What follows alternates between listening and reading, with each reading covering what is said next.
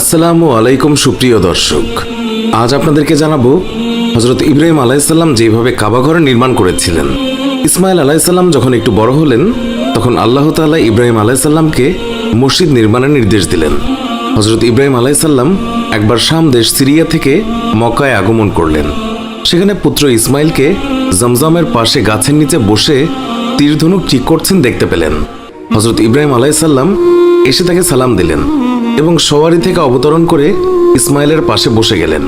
আর ইসমাইলকে উদ্দেশ্য করে কোনো ভূমিকা ছাড়াই বললেন, হে ইসমাইল, আল্লাহ তাআলা আমাকে একটি কাজ করার হুকুম দিয়েছেন। ইসমাইল বললেন, পিতা, আপনাকে যা আদেশ দিয়েছেন তা পালন করুন। তখন ইব্রাহিম আলাইহিসসালাম বললেন, হে ইসমাইল, আমার প্রভু আমাকে তার জন্য একটি গৃহ নির্মাণের আদেশ দিয়েছেন। তখন ইসমাইল আলাইহিসসালাম বললেন, আমরা কোন স্থানে গৃহ নির্মাণ করব? এই স্থান নিয়ে বিভিন্ন মতানৈক্য রয়েছে। সম্মানিত পাঠক, বাইতুল্লাহর স্থান বর্ণনা করতে গেলে পৃথিবী সৃষ্টির ইতিহাস আগে বর্ণনা করতে হবে। এই পৃথিবী আজকে আমরা যেই রকম দেখছি সেই রকম ছিল না। এই পৃথিবী সৃষ্টির পূর্বে পানি আর পানি ছিল।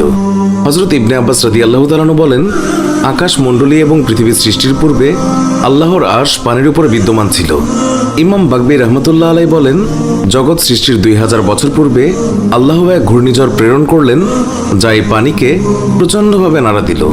আর এতে কাবা গৃহের অবস্থান স্থলে গম্বুজের মতো একটি ফেনার সৃষ্টি হলো।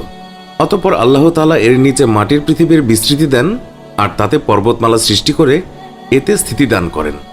একাধিক হাদিসে এসেছে, হযরত আদম আলাইহিসসালাম পৃথিবীতে প্রেরিত হওয়ার পর প্রথমবারের মতো তিনি এই কাবা ঘরটি তৈরি করেন।